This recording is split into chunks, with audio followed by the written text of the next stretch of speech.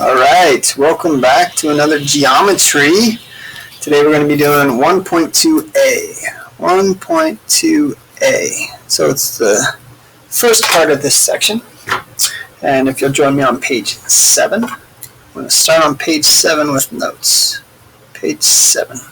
Okay, so a quick reminder, if you remember functions, we're going to be dealing with functions.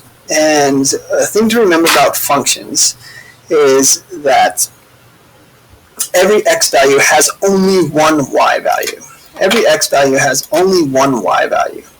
So if you look at this function, if I go to 4, and I look, oh, there 5, it's got an x value right there, but there's no other x value for 4. Or if I look at 3, if I go to 3, there's only one x value, it's right there. Or how about 0? Well, there's only one x value. So this, in fact, would qualify as a function. This is a function. And if you remember the vertical line test, I could put a vertical line anywhere, and as long as I only hit one point, it would be considered a function. So let's look at this. Would this be considered a function? Would this be considered a function? Well, if I put my ruler down and I do the vertical line test, I see that in each place, I only hit once. Oh, that's an open and a closed circle, so it does not hit it doesn't hit 0 at the same place, right? Because that's not included, that is included, so it still passes. So in fact, this is in fact a function. In fact, this is a special type of function. It's called a piecewise function, and I'll define that in just a second. So let's look down here at this. How about this? Is this a function? Well, if I do my vertical line test, there's only one point. There's only 1 point each time. Each time there's only 1 point crossing. So yes, this is a function. Now we're going to come back to this page in just a second.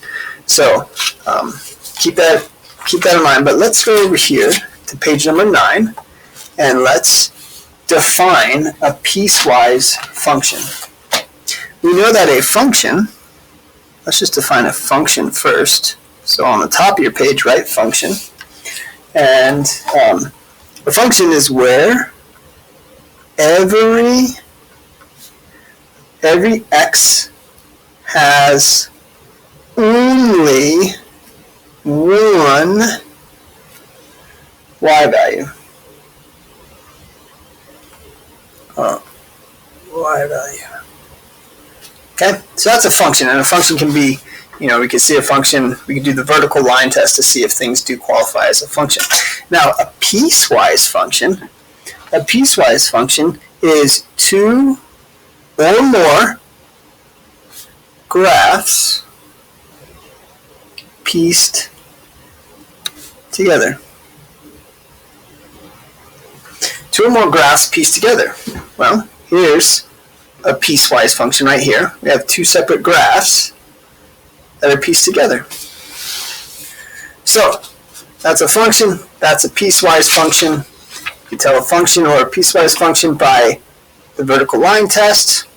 And now what we're going to do is we're going to find answers to the function.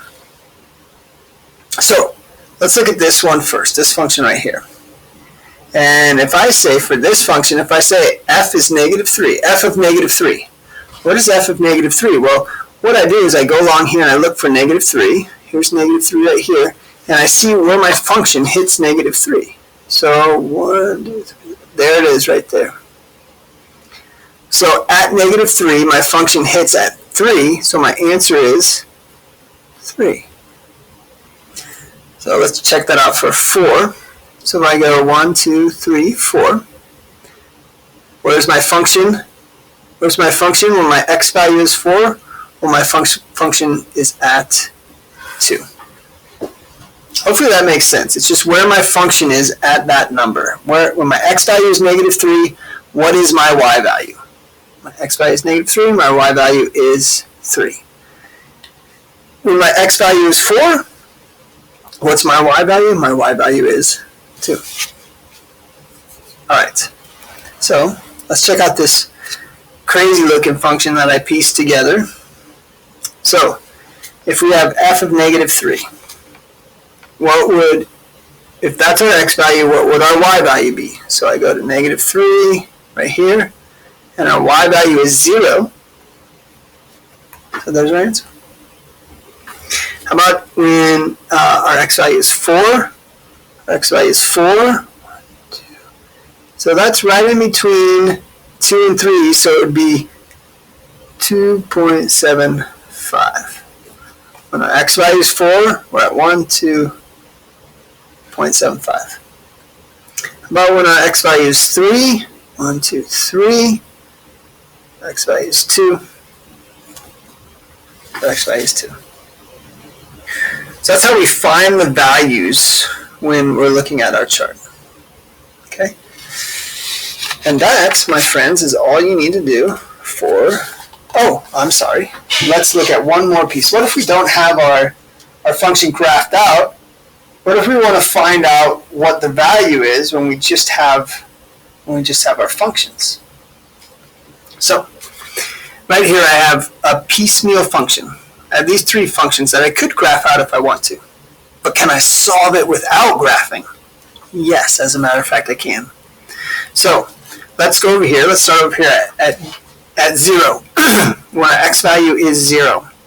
So let's look at our parameters and see where it's possible to be 0. So is 0 greater than 1 and less than 4? No, it's not that. Is 0 greater than negative 1 and less than 1? Yes, in fact, 0 is greater than negative 1 and less than 1. So we'll plug the 0 into this function. So we have, our function is negative x plus 4.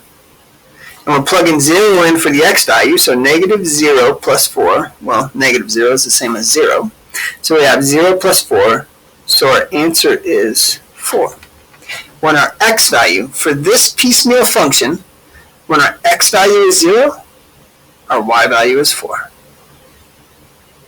Okay, let's check this one. When I have my x value of 3.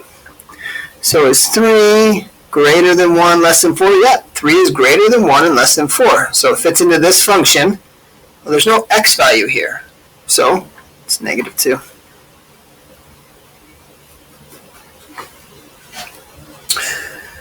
All right, and you can explain this because if g of x equals negative 2, that means it's just a horizontal line, right?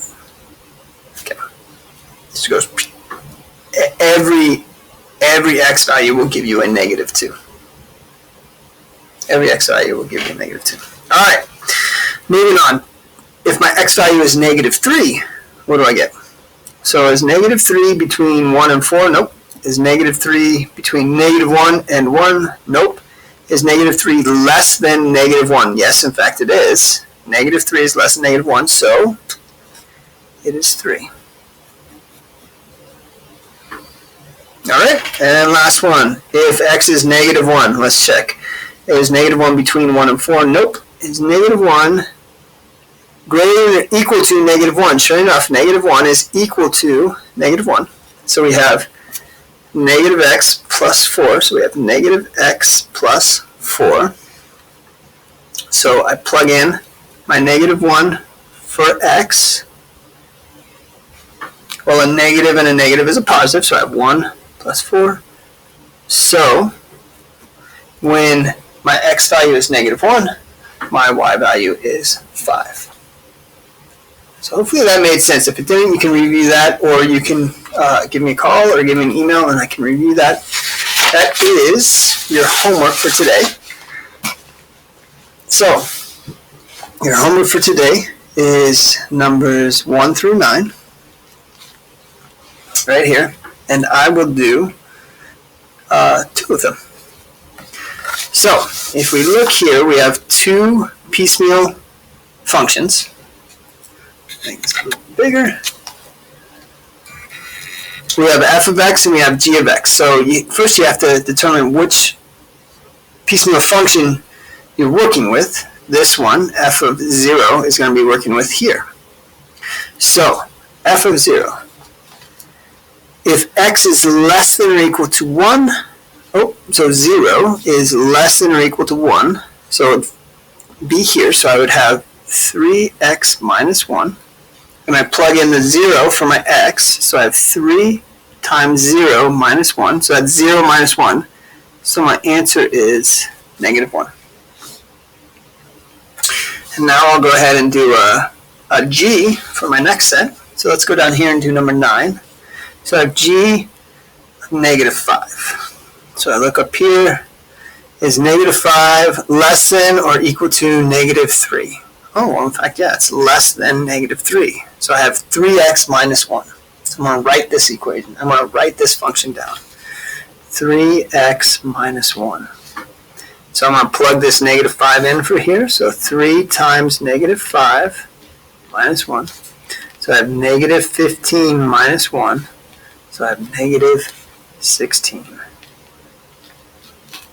So when my x value is negative 5, my y is negative 16.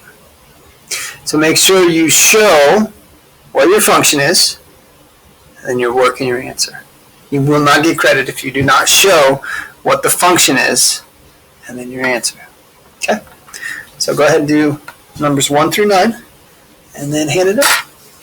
All right. Give me a call or an email if you have any questions. And Godspeed.